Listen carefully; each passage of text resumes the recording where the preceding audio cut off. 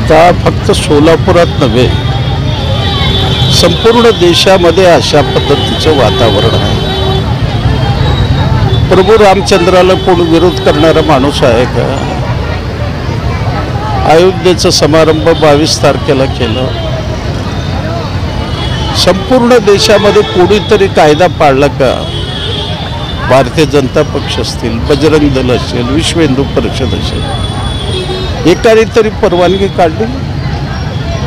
तुम्हाला रान मोकळं. कशाची परवानगी? पोलिसाच्या परवानगी घेतली नाही. कुठं रॅली निघतं काय? कुठं लोक रस्त्यावर नाचतात काय? लोक काही करू लागलेले आहेत. असं कसं होणार? घटनेप्रमाणे तुम्हाला हे नियम पाळावं लागेल. आणि कितीही राणेसाहेब या ठिकाणी येऊन बडबडायचा प्रयत्न केलं तर त्याचे परिणाम वाईट होते. ते नवीन आहेत, अजून त्यांना माहीत नाही. त्यांचे वडील नारायणराव राणे यांच्याशी माझा संबंध चांगले आहेत. मी मुंबईला गेल्यावर त्यांना भेटायचा प्रयत्न करतो. तुमच्या मुलाला आवरण्याचा प्रयत्न करा. इतकं मुस्लिमाविरुद्ध विष शोकणं बरं नाही.